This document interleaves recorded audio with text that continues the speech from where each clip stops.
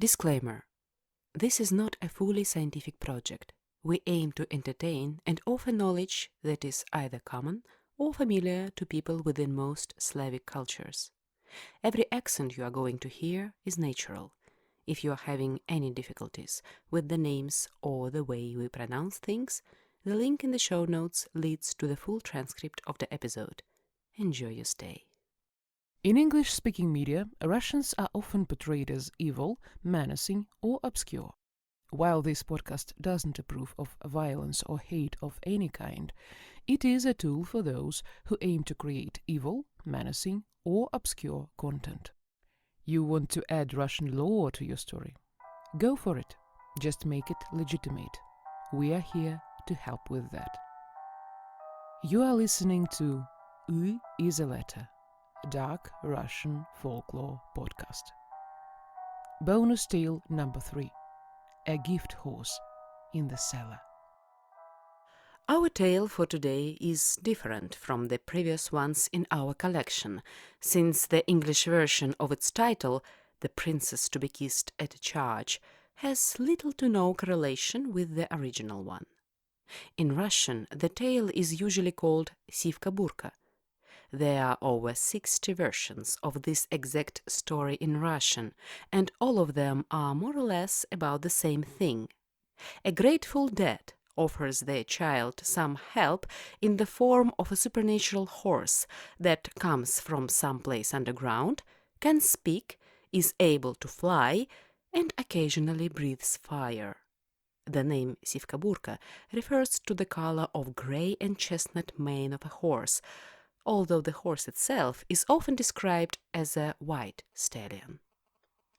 This translation of our tale belongs to the same collection assembled by Leonard Arthur Magnus we used in our previous episodes. In other translations, it is called Ivan and the Chestnut Horse and Princess Helena the Fair, which adds to the general confusion around the exact title. Thankfully, Mr. Magnus offers a few footnotes just to make it clearer for those who don't speak Russian. Vanyushka is the diminutive form of the name Ivan. Kaftan is a peasant's overcoat, and Batyushka is just a fancy way to say daddy. There are a few details beside the ones we've mentioned that might still feel odd. A nightingale's trill in Russian tales doesn't usually describe something beautiful. It describes something that is particularly loud. A crown or a wreath in a building is a layer of timber used to build it. So when a tower is 12 crowns high, it means it counts 12 layers of logs. Another thing worth mentioning is the fact that when one is about to mount a horse by one ear, the original tale suggests to climb inside one of the horse's ears and climb out of the other. Give this idea a good thought.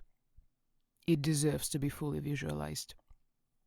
Our narrator for today is once again the sensitive, beautiful, artistic creature in need of self-validation, also known as Peter Joseph Lewis, and if you recognize this quote, you are the true connoisseur of his art.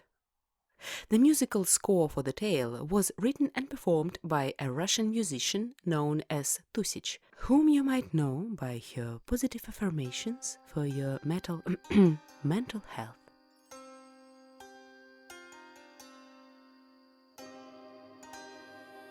The princess to be kissed at a charge. We still say that we are clever, but our elders go and quarrel with us and say, no, we had more sense than you. But the tale tells that even when our grandfathers had not learned their lessons, and our great-great-great-great-grandfathers had not been born, in a certain kingdom, in a certain land once, there lived an old man who had taught his 3 sons reading and writing. Now, children, he said to them, I shall die. Do you come and read prayers over my grave? Very well, Batyushka, the 3 sons answered. And the two elder brothers were indeed fine lads, and they grew up fine, stout fellows, but the youngest, Vanyushka, was undersized, like a starved duckling, and flat-chested. The old man, their father, died. And just around then a decree was issued by the Tsar that his daughter, Elena Tsarevna the Fair, had ordered a temple to be built for herself, with 12 columns and 12 wreaths. She was going to sit in this temple on a lofty throne, and was going to wait for the bridegroom, the valiant man who should, on a flying horse, at a single spring, kiss her on the lips. All the young folks were bustling about, washing themselves clean, combing their hair, and considering to whom should the great honor fall. "Brothers," Vanyushka said, "our father is dead. Who of us will go and read prayers on his grave?" "Whoever wishes may go," answered the brothers. And so the youngest went, but the elders got ready and mounted their horses, curled their hair, dyed their hair, and all their kinsmen gathered round. Then the second night came. "Brothers, I read the prayers last night," Vanya said. "It's your turn. Which of you will go?" "Anyone who wishes may go. Don't interfere with us." They gave their hats a knowing tilt, whooped and shouted, flew about and rushed and galloped abroad on the open fields. And once again Vanya read the prayers, and so, too, on the third night. But the brothers saddled their horses, combed out their whiskers, and got ready on the very morrow to try their prowess in front of the eyes of Elena the Fair. "What about our youngest brother?" they thought. "Oh, never mind about him. He will only disgrace us and make people laugh. Let us go by ourselves." And so they started out. But Vanya also very much wanted to look upon Princess Elena the Fair, and so he wept sorely. And he went to his father's grave, and his father heard him in his last home, and he came up to him, shook off the grey earth from his forehead, and said, "Do not grieve, Vanyushka, I will aid you in your sorrow." Then the old man got up, whistled and hallooed with a young man's voice, with a nightingale's trill, and from some source or other a horse ran up, and the earth trembled, and from his nostrils and from his ears flames issued forth. He breathed smoke, and stood in front of the old man as though he were rooted to the ground, and asked him, "What do you wish?" Vanya mounted the horse by one ear, dismounted it by the other, and turned into so fine a youth as no tale can tell and no pen can write. He sat on the horse, bent over sideways, and he flew like a hawk straight to the palace of Elena the Fair Tsarevna. He stretched out, leaped on, and he did not reach 2 of the crowns.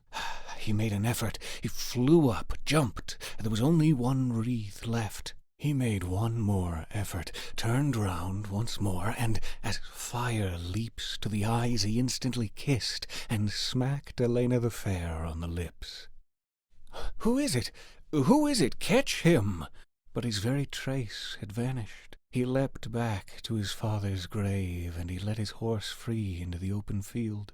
And he then bowed down to the earth and asked the advice of his father, and the old man gave him advice. Vanya went back home as though he had never been there, and the brothers told him where they had been, what they had done and seen, and he listened as though he had never heard of it before. There was another bout the next day, and you could never see an end of the boyars and the lords seated at the royal palace. The elder brothers started out, and the younger brother set out on foot secretly and quietly, just as though he had never kissed the Tsarevna, and he stopped in his distant corner. Elena Tsarevna was asking for her bridegroom. Elena Tsarevna was wishing to show him to the whole world, desiring to give him half of her kingdom, but never a bridegroom appeared. They were looking for him in the midst of the boyars, in the midst of the generals, and they went to them all, but they could not find him. But Vanya looked on and smiled, and waited until his bride came to him. For he said, "I won her like a knight in armor. Now she is to love me even in my caftan." So she got up, looked out of the open windows, glanced through them all, and then she saw and recognized her bridegroom, took him to herself, and soon the betrothal took place. And oh, what a fine young man he was! So sensible, brave, and so handsome. He used to sit on his flying horse, undo his cap, put his arms akimbo, and he seemed like a king, like a reigning king. And you looked on, and you would never have imagined that at one time he could ever have been poor Vanyushka. In most versions of the tale, Sivka Burka doesn't just appear out of nowhere. He is to be summoned. The summoning spell rhymes in Russian, because of course it does. Сивка бурка, вещий каурка, встань передо мной, как лист перед травой.